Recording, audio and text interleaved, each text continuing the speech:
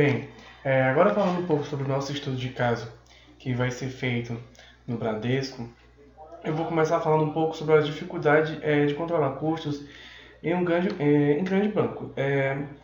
Pouca gente sabe, na verdade, nós, como estudantes, a gente não sabe imaginar, a gente nem imagina, na verdade, que grande parte das despesas desses bancos, de forma geral, ele provém sempre de bens e serviços, e isso em mais de 50% dessas instituições, geralmente são com materiais que podem ser papéis, canetas, enfim, grampos, e serviços terceirizados, que são aqueles serviços relacionados à limpeza, à segurança, tá? O Bradesco, vai ser nosso exemplo e ele é um dos maiores bancos privados do Brasil. Então, assim, é até aceitável que ele não consiga controlar os gastos e atividades de despesas, porque são mais de 4.000 agências espalhadas por todo o país. Mas ainda assim é importante que se saiba, para controlar os gastos, é importante que se saiba dessas demandas de todas as agências e suas necessidades de forma geral. Lá no ano de 2001, essa instituição gastou cerca de 1,5 bilhão de reais ao ano com esses serviços que eu mencionei anteriormente, mas esses custos eles já foram aí bem maiores em 1998 e anteriormente, que foi quando deu-se início à aplicação do programa de inovação em suprimentos, justamente para reestruturar esse setor, que era o setor de compras desse banco, para que ele se tornasse mais eficiente, acelerar os processos e reduzir, assim, as despesas.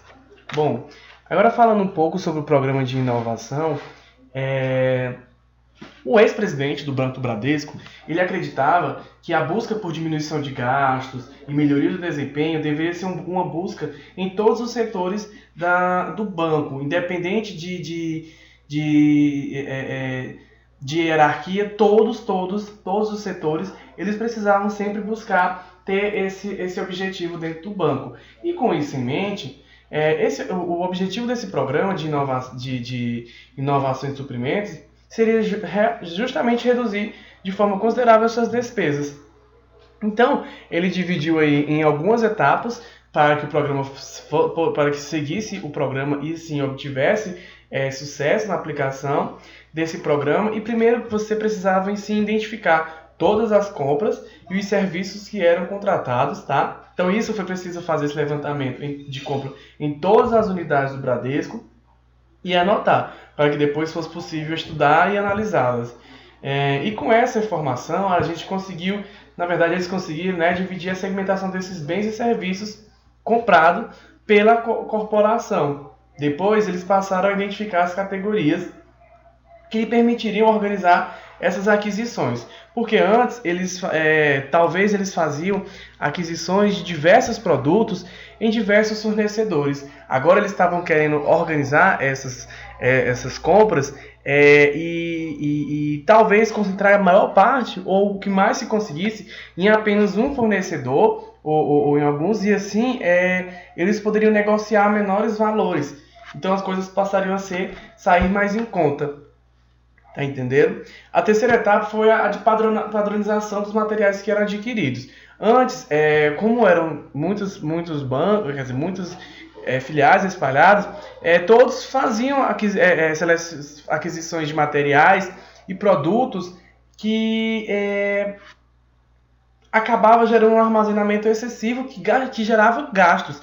E talvez, na maioria das vezes, sempre, esses produtos diferenciados, que não tinham necessidade de ser comprados, eles eram diferentes, mas às vezes executavam a mesma função. Então, os gastos que se tinham para armazenar esses diversos produtos de diversos fornecedores diferentes acabavam gerando o aumento das despesas justamente com esse armazenamento e diminuindo os poderes de negociação do banco. Então, assim, padronizou-se as compras e assim diminuiu os gastos. E o próximo passo foi o de cadastro de todos os fornecedores, que eles eram aptos a atender justamente às demandas para os bens e serviços que a empresa tinha, tá? Esse era um passo que se mostraria de grande importância, uma vez que a eficácia de padronização dos produtos ele iria diminuir justamente a quantidade de distribuidores. E isso aconteceu. Que antes, em 1998, ele era 4.500 e passou a 3.500 no ano de 2001. E por fim, seria desenvolvido um sistema de informação que iria integrar todas as empresas do grupo e quais os fornecedores que estavam cadastrados justamente no setor de compra. Os funcionários agora eles passaram a ser habilitados para que eles conseguissem usar o sistema de modo que conseguisse fazer isso de forma eficaz, de forma correta e assim também auxiliar na redução dessas despesas. Tá? A nova estrutura do setor de compras.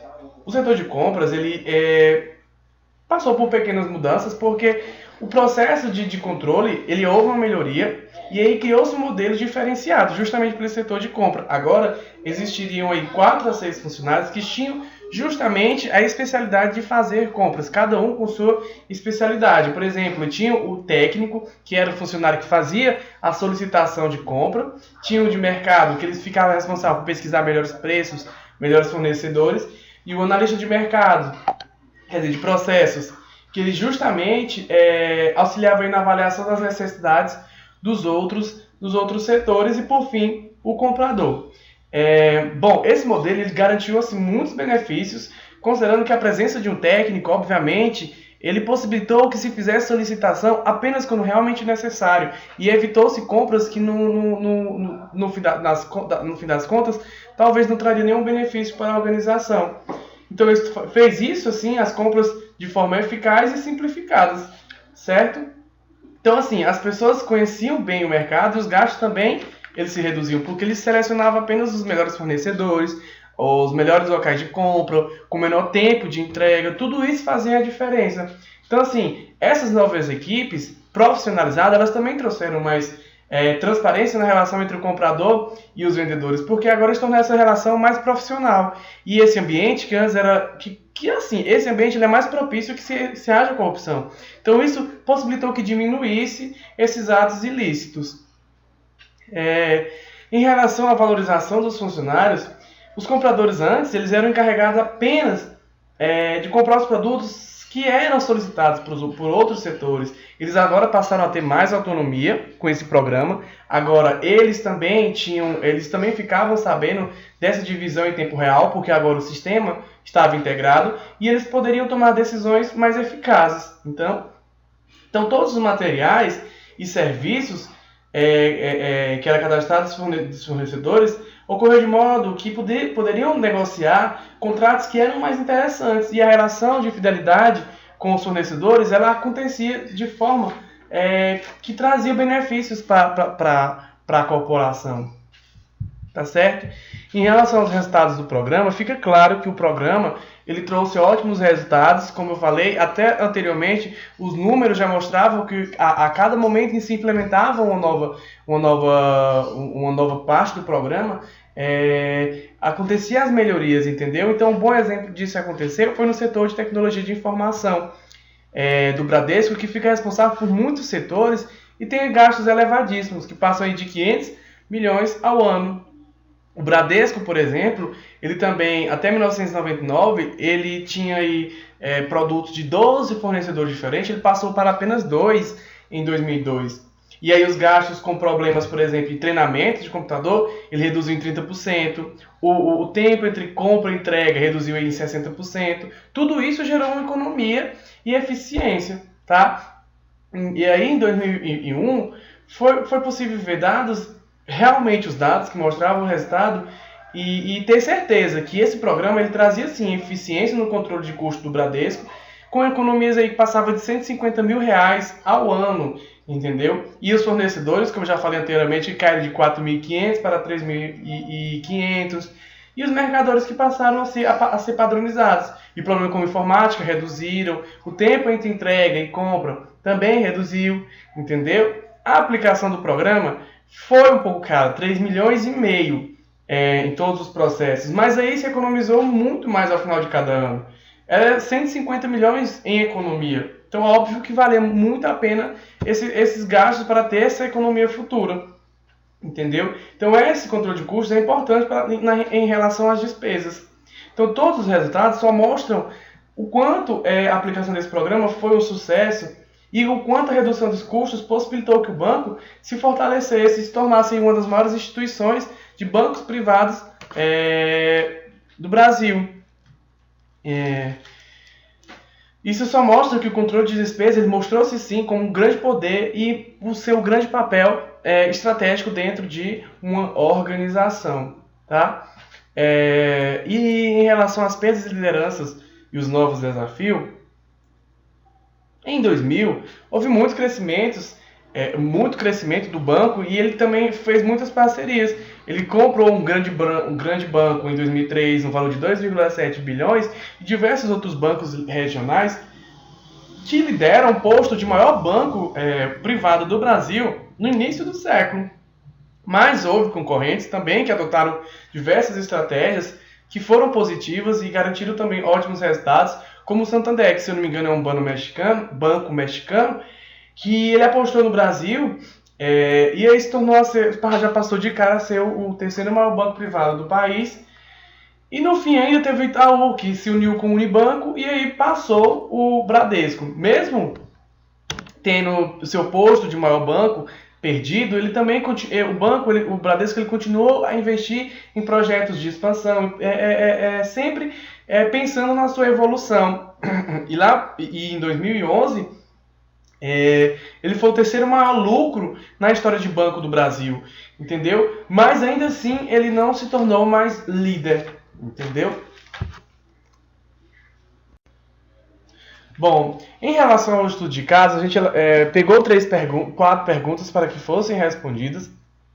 A primeira seria perguntando se o processo de controle de um banco como o Bradesco dificultados por quais fatores contingenciais justifique. Bom, como eu falei, o Bradesco é uma grande instituição, é uma grande organização com mais de 4 mil filiais aí por todo o país. Então, com certeza, o tamanho seria um dos fatores, porque ele daria preferência a um sistema de controles mais formais e impessoais, com processos talvez mais automatizados. Como você classifica o tipo de controle? Preventivo, simultâneo ou posterior? Adotado pelo Bradesco para controlar os seus suprimentos? Bem, eu diria que de ambas as formas. Por quê? Porque depois que ele observou que os seus gastos estavam elevados, aí sim ele desenvolveu um programa de inovação justamente objetivando diminuir os gastos futuros. Porque foi implementada uma nova estrutura organizacional no departamento de compra. Quais são os benefícios que essas mudanças trouxeram para o controle de operações do Bradesco?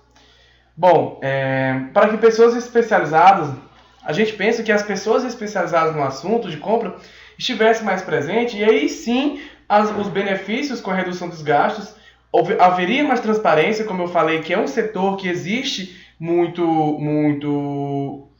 atos ilícitos e isso ocorreria de forma mais transparente. Uma relação de maior fidelidade entre o comprador e vendedor e talvez isso evitaria sim os atos ilegais no banco, que traria benefícios de forma geral. Qual é a estratégia de controle comportamental adotada para o departamento de compra? Teria sido possível alcançar os mesmos resultados com outras abordagens ao controle do comportamento dos funcionários?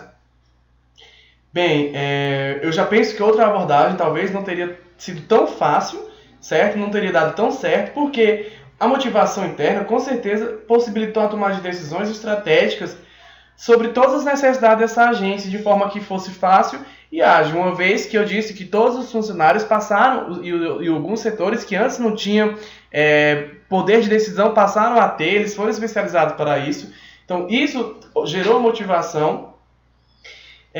Então assim, os compradores eles não iam ter a mesma motivação se não existisse isso, se não existisse esse programa, e estariam presos a metas que já estariam sido definidas pelos seus superiores.